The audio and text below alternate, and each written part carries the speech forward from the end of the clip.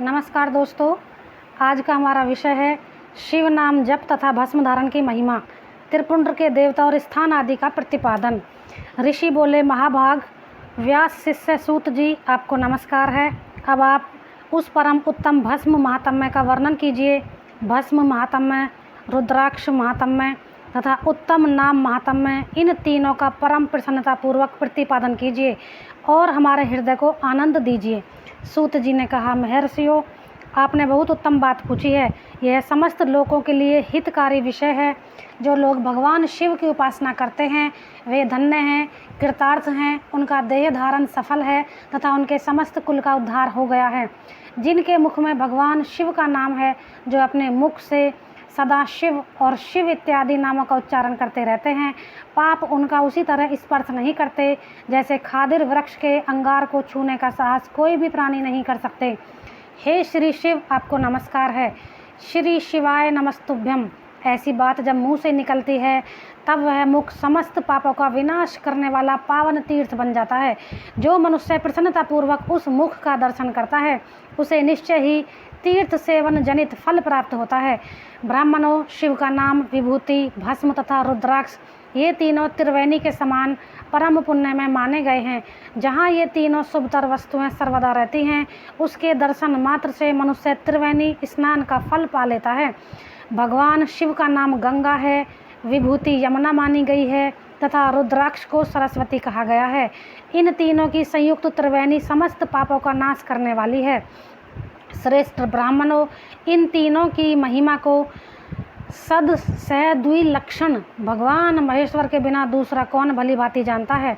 इस ब्रह्मांड में जो कुछ है वह सब तो केवल महेश्वर ही जानते हैं।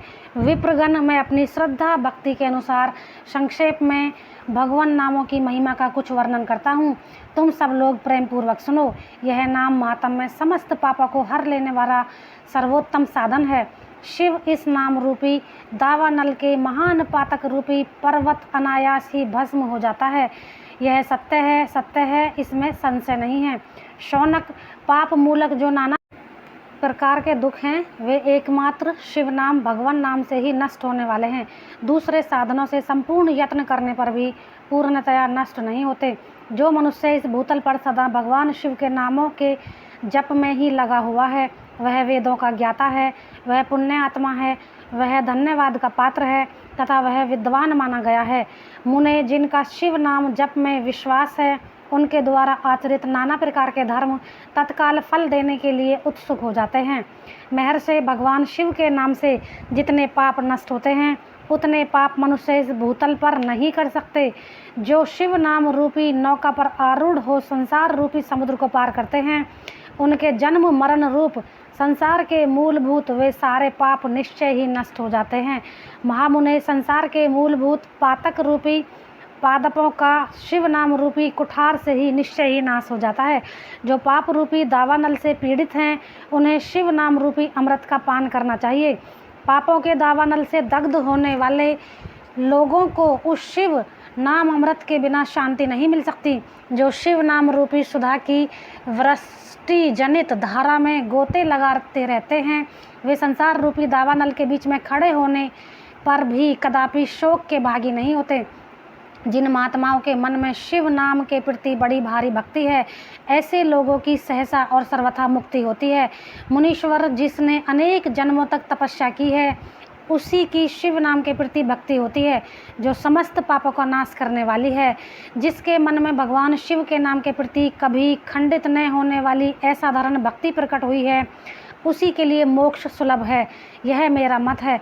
जो अनेक पाप करके भी भगवान शिव के नाम जप में आदर पूर्वक लग जाता है वह समस्त पापों से मुक्त हो ही जाता है, इसमें संशय नहीं है। वैसे वन में दावानल से दग्ध हुए वृक्ष भस्म हो जाते हैं, उसी प्रकार शिव नाम रूपी दावानल से दग्ध होकर उस समय तक के लिए सारे पाप भस्म हो जाते हैं। शौनक, जिसके अंग नित्य भस्म लगाने से पवित्र हो गए हैं तथा जो शिव नाम का जप आदर करने लगा है वह घोर संसार सागर को भी पार कर लेता है। संपूर्ण वेदों का अवलोकन करके पूर्ववर्ती महर्षियों की यही निश्चित किया है कि भगवान शिव के नाम का जप संसार सागर को पार करने के लिए सर्वोत्तम उपाय है। मुनिवरों, अधिक कहने से क्या लाभ। मैं शिव नाम के सर्व पापहारी महात्म्य का एक ही श्लोक में वर्णन करता हूँ। भगवान शंकर के एक नाम में भी पाप हरण की जितनी शक्ति है उतना पातक मनुष्य कभी कर नहीं सकता।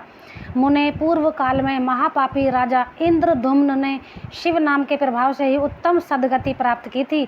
इसी तरह कोई ब्राह्मणी युवती भी जो बहुत पाप कर चुकी थी, शिव नाम के प्रभाव से ही उत्तम गति को प्राप्त हुई थी।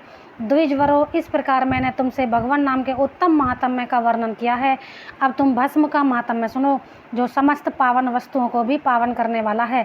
महर्षियों, भस्म संपूर्ण मंगलों को देने वाला है तथा उत्तम है। उसके 2 भेद बताए गए हैं, उन भेदों का मैं वर्णन करता हूँ, सावधान होकर सुनो। एक को महाभस्म जानना चाहिए, दूसरे को स्वल्प भस्म। महाभस्म भी अनेक भेद हैं। वह 3 प्रकार का कहा गया है, स्रोत, स्मार्त और लौकिक। स्वल्प भस्म के भी बहुत से भेदों का वर्णन किया गया है। स्रोत और स्मार्त भस्म को केवल द्विजों के ही उपयोग में आने के योग्य कहा गया है। तीसरा जो लौकिक भस्म है वह अन्य सब लोगों के भी उपयोग में आ सकता है। श्रेष्ठ महर्षियों ने यह बताया कि द्विजों को वैदिक मंत्र के उच्चारण पूर्वक भस्म धारण करना चाहिए। दूसरे लोगों के लिए बिना मंत्र के ही केवल धारण करने का विधान है। जले हुए गोबर से प्रकट होने वाला भस्म आग्नेय कहलाता है। महामुने, वह भी त्रिपुंड का द्रव्य है, ऐसा कहा गया है। अग्निहोत्र से उत्पन्न हुए भस्म भी मनीषी पुरुषों को संग्रह करना चाहिए। अन्य यज्ञ से प्रकट हुआ भस्म भी त्रिपुंड धारण के काम में आ सकता है। जावालोपनिषद में आए हुए अग्नि इत्यादि 7 मंत्रों द्वारा जल मिश्रित भस्म से धूलन विभिन्न अंगों में मर्दन या लेपन करना चाहिए। महर्षि जबाली ने सभी वर्णों के आश्रमों के लिए मंत्र या बिना मंत्र के भी आदरपूर्वक भस्म के त्रिपुंड लगाने की आवश्यकता बताई है। समस्त अंगों में सजल भस्म को मलना अथवा विभिन्न अंगों में तिरछा त्रिपुंड लगाना, इन कार्यों को मोक्षार्थी पुरुष प्रमाद से भी न छोड़े, ऐसा श्रुति का आदेश है। भगवान शिव और विष्णु ने भी त्रियक त्रिपुंड धारण किया है। अन्य देवियों सहित भगवती उमा और लक्ष्मी देवी ने भी वाणी द्वारा इनकी प्रशंसा की है। ब्राह्मणों, क्षत्रियों, वैश्यों, शूद्रों, वर्ण संकरों तथा जाति भ्रष्ट पुरुषों ने भी उद्धूलन एवं त्रिपुंड के रूप में भस्म धारण किया है। इसके पश्चात भस्म धारण तथा त्रिपुंड की महिमा एवं विधि बताकर सूत जी ने फिर कहा, महर्षियों, इस प्रकार मैंने संक्षेप में त्रिपुंड का महात्म्य बताया है। यह समस्त प्राणियों के लिए गोपनीय रहस्य है, अतः तुम भी इसे गुप्त ही रखना चाहिए। मुनीश्वरों, ललाट आदि सभी निर्दिष्ट स्थानों में जो भस्म से 3 तिरछी रेखाएं बताई जाती हैं, उन्हीं को विद्वान ने त्रिपुंड कहा है। भौं के मध्य भाग से लेकर जहाँ तक भौं का अंत है उतना बड़ा त्रिपुंड ललाट में धारण करना चाहिए। मध्यमा और अनामिका उंगली से 2 रेखाएं करके बीच में अंगुष्ठ के द्वारा प्रतिलोभ भाव से की गई रेखा त्रिपुंड कहलाती है, अथवा बीच की 3 उंगलियों से भस्म लेकर यत्न पूर्वक भक्ति भाव से ललाट में त्रिपुंड धारण करें। त्रिपुंड अत्यंत उत्तम तथा भोग और मोक्ष को देने वाला है। त्रिपुंड की 3 रेखाओं में से प्रत्येक के 9 देवता हैं जो सभी अंगों में स्थित हैं। मैं उनका परिचय देता हूँ, सावधान होकर सुनो। मुनिवरों, प्रणव का प्रथम अक्षर आकार, गार्हपत्य, अग्नि, पृथ्वी, धर्म, रजोगुण, ऋग्वेद, क्रिया शक्ति, प्रातः सवन तथा महादेव, ये त्रिपुंड की प्रथम रेखा के 9 देवता हैं। यह बात शिव दीक्षा परायण पुरुषों को अच्छी तरह समझ लेनी चाहिए। प्रणव का दूसरा अक्षर उकार, दक्षिणार्ध अग्नि, आकाश, सत्वगुण, यजुर्वेद, मध्यदीन, सवन, इच्छा शक्ति, अंतरात्मा तथा महेश्वर, ये दूसरी रेखा के 9 देवता हैं। प्रणव का तीसरा अक्षर मकार, आहवनीय अग्नि, परमात्मा, तमोगुण, धूलोक, ज्ञान शक्ति, सामवेद, तृतीय सवन तथा शिव, ये तीसरी रेखा के 9 देवता हैं। इस प्रकार स्थान देवताओं को उत्तम भक्ति भाव से नित्य नमस्कार करके स्नान आदि से शुद्ध हुआ पुरुष यदि त्रिपुंड धारण करे तो भोग और मोक्ष की भी प्राप्ति कर लेता है। मुनीश्वर ये सभी अंगों में स्थान देवता बताए गए हैं। अब उनके संबंधी स्थान बताता हूँ, भक्ति पूर्वक सुनो। 32, 16, 8 अथवा 5 स्थानों में त्रिपुंड का न्यास करें। मस्तक, ललाट, दोनों कानों, दोनों नेत्र, दोनों नसिका, मुख, कंठ, दोनों हाथों, दोनों कोनी, दोनों कलाई, हृदय, दोनों पार्श्व भाग, नाभि, दोनों अंडकोश, दोनों उरु, दोनों गुल्म, दोनों घुटने, दोनों पिंडली तथा दोनों पैर, ये 32 उत्तम स्थान हैं। इनमें क्रमशः अग्नि, जल, पृथ्वी, वायु, 10 दिक् प्रदेश, 10 दिक्पाल तथा 8 वसुओं का निवास है। धर, ध्रुव, सोम, आप, अनिल, अनल, प्रत्यूष तथा प्रभास, ये 8 वसु कहे गए हैं। इन सबका नाम मात्र लेकर इनके नाम में विद्वान पुरुष त्रिपुंड धारण करें अथवा एकाग्रचित हो 16 स्थान में ही त्रिपुंड धारण करें।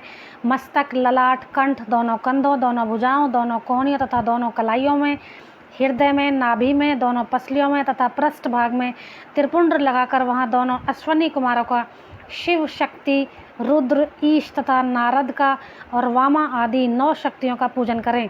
ये सब मिलकर 16 देवता हैं। अश्वनी कुमार 2 कहे गए हैं, नासत्य और दस्र अथवा मस्तक, केश, दोनों कान, मुख, दोनों भुजा, हृदय, नाभि, दोनों उरु, दोनों जानू, दोनों पैर और पृष्ठभाग। इन 16 स्थानों में 16 त्रिपुंड का न्यास करें। मस्तक में शिव, केश में चंद्रमा, दोनों कानों में रुद्र और ब्रह्मा, मुख में विघ्नराज गणेश, दोनों भुजाओं में विष्णु और लक्ष्मी, हृदय में शंभु, नाभि में प्रजापति, दोनों उर्वों में नाग और नाग कन्याएं, दोनों घुटनों में ऋषि कन्याएं, दोनों पैरों में समुद्र तथा विशाल पृष्ठ भाग में संपूर्ण तीर्थ देवता रूप से विराजमान हैं। इस प्रकार 16 स्थानों का परिचय दिया गया है। अब 8 स्थान बताए जाते हैं। गुहा स्थान, ललाट, परम उत्तम, कर्ण युगल, दोनों कंधे, हृदय और नाभि, ये 8 स्थान हैं। इनमें ब्रह्मा तथा सप्तऋषि, ये 8 देवता बताए गए हैं। मुनीश्वरों, भस्म के स्थान को जानने वाले विद्वानों ने इस तरह 8 स्थानों का परिचय दिया है। अथवा मस्तक, दोनों भुजाएं, हृदय और नाभि, इन 5 स्थानों को भस्म वेत्ता पुरुष ने भस्म धारण करने योग्य बताया है। यथासंभव देश काल आदि की अपेक्षा रखते हुए उद्भूलन, भस्म को अभिमंत्रित करना और जल में मिलाना आदि कार्य करे। यदि भस्म को अभिमंत्रित करने में भी असमर्थ हो तो त्रिपुंड आदि लगाए। त्रिनेत्रधारी, तीनों गुणों के आधार तथा तीनों देवताओं के जनक भगवान शिव का स्मरण करते हुए नमः शिवाय कहकर ललाट में त्रिपुंड लगाए। ईशाभ्याम नमः ऐसा कहकर दोनों पार्श्व भाग में त्रिपुंड धारण करे। बीजाभ्याम नमः यह बोलकर दोनों कलाइयों में भस्म लगावें। पित्राभ्याम नमः कहकर नीचे के अंगों में, उमेशाभ्याम नमः कहकर ऊपर के अंग में तथा भीमाय नमः कहकर पीठ में और सिर के पिछले भाग में त्रिपुंड लगाना चाहिए। इति श्री अध्याय 23 और